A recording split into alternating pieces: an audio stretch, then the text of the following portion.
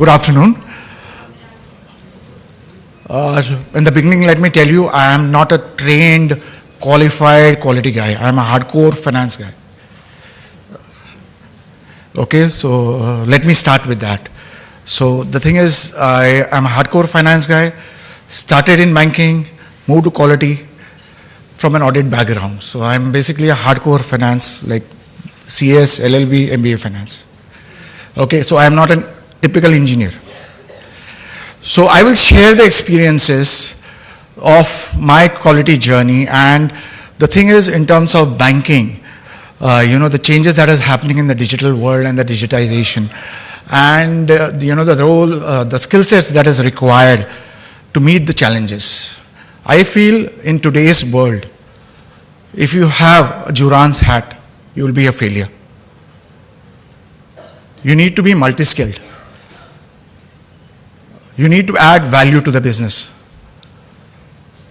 The business guys are not interested in your DOE and regression. Kitna deti hai Maruti ad, right? You have to be relevant with the times and relevant to the environment in which you are operating. So I don't think just because you are a master black belt, because you are an expert in ISO, you will survive in a corporate world today. I think that is what I have been taught of my journey as far as quality is concerned. Understanding the domain is very important. If you don't understand the domain, whatever the business guys speak, it will be Latin and Greek.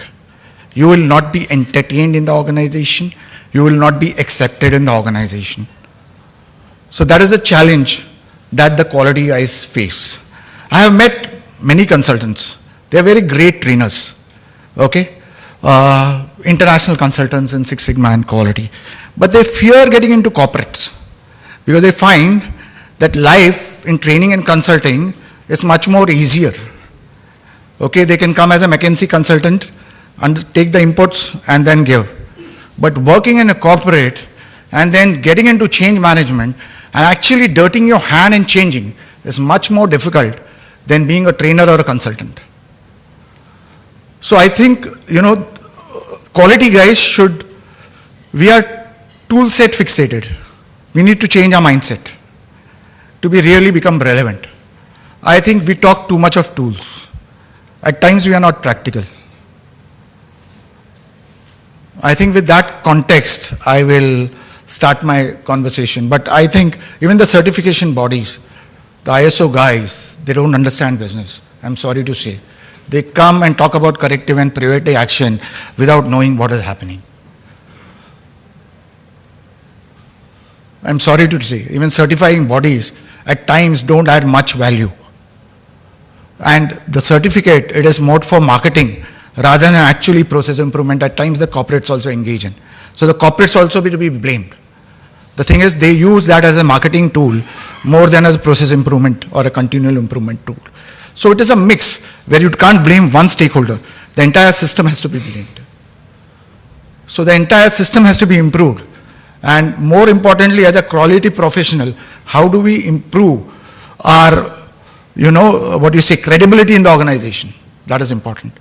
Once a consultant comes in, okay, and if you are engaging multiple consultants, at times the management feels, what value is this quality guy adding?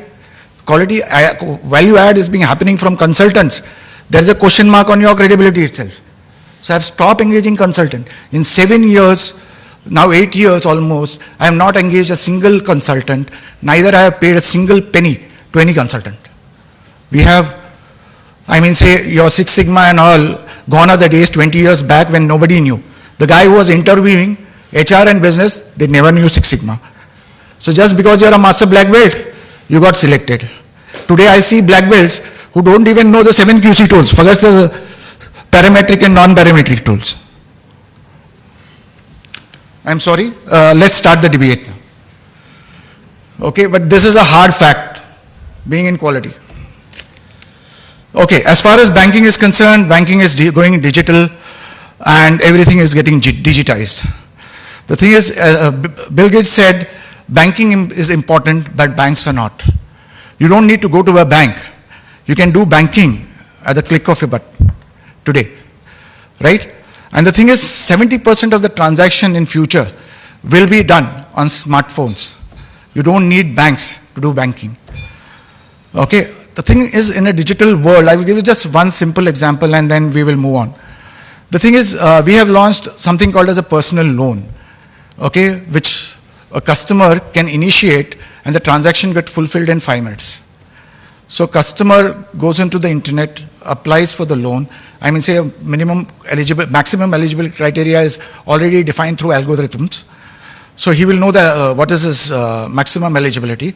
He will key in the amount that he is applying for, and he will key in the tenure. Based on that, the EMI gets generated. All this is done within 5 minutes. Okay.